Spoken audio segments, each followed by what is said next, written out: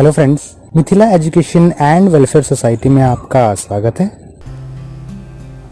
जब भी कंप्यूटर में कोई इन्फॉर्मेशन स्टोर की जाती है तो वो इमेज अर्थात किसी तस्वीर के रूप में, टेक्स्ट लिखे हुए अक्षरों के रूप में, ऑडियो या वीडियो या पेड फाइल के रूप में हो सकती है। इसके अलावा भी कई प्रकार होते हैं जिसमें आपकी कोई फाइल को स्टोर किया जा सकता है, परंतु मुख्यतः ये कंप्यूटर में जब स्टोर किया जाता है डेटा तो इसको बाइनरी फॉर्मेट में ही स्टोर किया जाता है, अर्थात ये मशीन लैंग्वेज 1010 की फॉर्मेट में रहती है।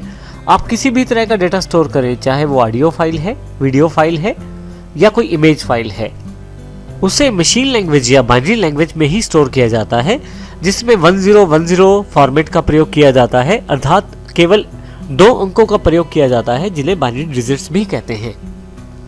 कंप्यूटर में कैरेक्टर्स को या डेटा को स्टोर करने के लिए एक स्टैंडर्ड बनाने की जरूरत थी। इसके लिए एक संस्था का गठन किया गया जिसका नाम है एस्काई, अर्थात American standard code for information interchange. इस संस्था का मुख्य कार्य है कंप्यूटर में स्टोर किए जाने वाली इंफॉर्मेशन को, जो कि अल्फान्यूमेरिक कैरेक्टर्स में हो सकती है, उसके लिए एक स्टैंडर्ड बनाना है, अर्थात सभी उस स्टैंडर्ड को फॉलो करें ताकि जब कंप्यूटर में डेटा स्टोर किया जा सके तो उसके लिए एक रूल को फॉलो किया जाए, एक स्टैंडर्ड को फॉलो किया जाए, और जब उस डेटा को निकाला जाए तो वो उसी फॉर्मेट में मिले जो कि रूल के अनुसार हो। इसका सबसे बड़ा लाभ ये हुआ कि जो इन्फॉर्मेशन है वो सब जगह एक जैसी ही दिखाई देने लगी, क्योंकि सभी एक स्टैंडर्ड को फॉलो करने लगे। एस्काई के द्वारा निर्धारित किया गया स्टैंडर्ड 7 बिट्स का प्रयोग करता है, जिसमें हर कैरेक्टर और हर नंबर को अलग कोड दिया गया है।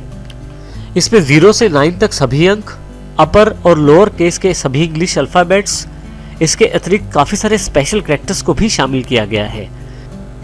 तो इस प्रकार स्काई द्वारा निर्धारित किए गए स्टैंडर्ड को सभी ने फॉलो किया, जिसके साथ इंफॉर्मेशन जो है उसको एक स्टैंडर्ड से ही कंप्यूटर में स्टोर किया जाता है और उसी स्टैंडर्ड के आधार पे उसे दोबारा निकाला जाता है। इससे सभी जगह इंफॉर्मेशन एक जैसी ही प्राप्त होती है।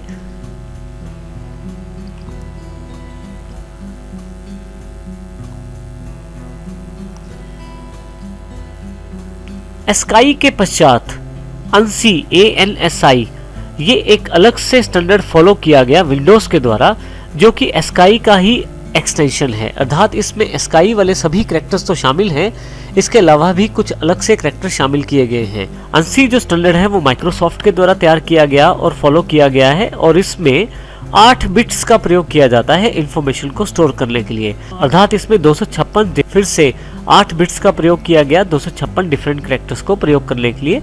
इसमें खास बात यह है कि नॉर्मल कैरेक्टर्स के साथ साथ इंटरनेशनल कैरेक्टर्स को भी शामिल किया गया, ताकि उनको भी एक जैसा स्टैंडर्ड प्रोवाइड हो सके और हर जगह एक जैसा इंफॉर्मेशन रिप्रेजेंट किया जा सके। HTML2 से लेकर HTML 4.01 तक इस स्टैंडर्ड को फॉलो किया गया है। इस स्टैंडर्ड को वेब पेज में शामिल करने के लिए HTML2 से लेकर 4 तक हम कुछ इस प्रकार की टैगलाइन प्रयोग करते हैं। मेटा टैग है जिसमें HTTP इक्विवेलेंट है कंटेंट टाइप के, और कंटेंट जो है वो टेक्स्ट को HTML में कन्वर्ट करता है। कैरेक्टर सेट का देखें यहाँ पे नाम दिया गया है ISO 88591, जो कि ये जानकारी देता है कि इस पर्टिकुलर स्टैंडर्ड को फॉलो किया जाए। परंतु HTML5 में काफी सारी तब्दीली आ गई है। अब UTF-8 अर्थात यूनिकोड ट्रांसफॉर्मेशन फॉर्मेट का प्रयोग किया जाता है। ये यूनिकोड कैरेक्टर सेट भी कहलाता है, या ISO फॉर्मेट में IEC 10646 स्टैंडर्ड कहलाता है। इसमें लगभग वो सभी कैरेक्टर्स हैं जो पहले से शामिल थे, परंतु इसमें हजारों कैरेक्टर्स और भी शामिल किए गए हैं, जिसमें दुनिया भर के बाकी कैरेक्टर्स और सिंबल्स को प्रयोग किया गया है और उनको एक स्टैंडर्ड प्रदान किया गया है। UTF-8 को HTML5 के द्वारा फॉलो किया गया है, और आज की जो रिक्वायरमेंट है, जितनी भी वेबसाइट्स या वेब पेजेस बनते हैं वो UTF-8 स्टैंडर्ड को इसीलिए फॉलो करते हैं क्योंकि हम अब HTML5 टेक्नोलॉजी को प्रयोग करते हुए अपने वेब पेजेस बनाते हैं।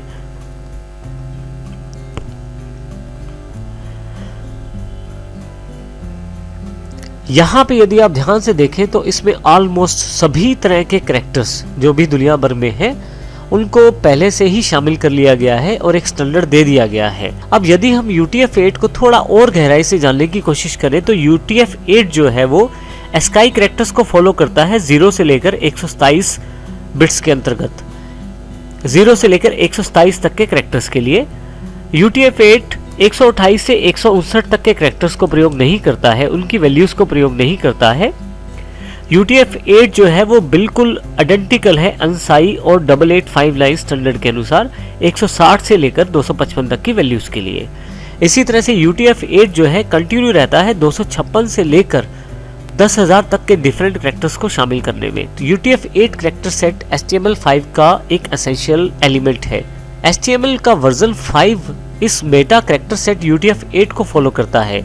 इसके लिए हमें केवल इस लाइन को अपने वेब पेज में डालना है, जिससे हमारा जो कैरेक्टर स्टैंडर्ड है वो UTF-8 का निर्धारण हो जाता है और जो हमारे वेब पेजेस में कैरेक्टर्स शामिल किए गए हैं वो वर्ल्ड वाइड एक जैसे प्रदर्शित होते हैं, क्योंकि आजकल लगभग सभी वेब पेजेस या वेबसाइट्स HTML5 को फॉलो करते हैं और वो UTF-8 के सभी कैरेक्टर्स को प्रदर्शित करता है स्टैंडर्ड के अनुसार। UTF-8 अर्थात यूनिकोड ट्रांसफॉर्मेशन फॉर्मेट 8 केवल इस लाइन का प्रयोग करने भर से ही हम अपनी HTML5 के वेब पेज में UTF-8 के स्टैंडर्ड को फॉलो कर पाते हैं।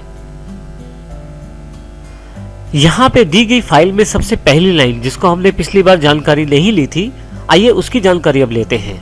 मेटा कैरेक्टर सेट UTF-8 को शामिल करने से ही हम UTF-8 स्टैंडर्ड को फॉलो कर पाते हैं, क्योंकि डॉक्यूमेंट टाइप HTML ऊपर जो दिया हुआ है वो HTML5 का डिक्लेरेशन है, तो इसलिए हम कैरेक्टर सेट UTF-8 को प्रयोग करते हैं।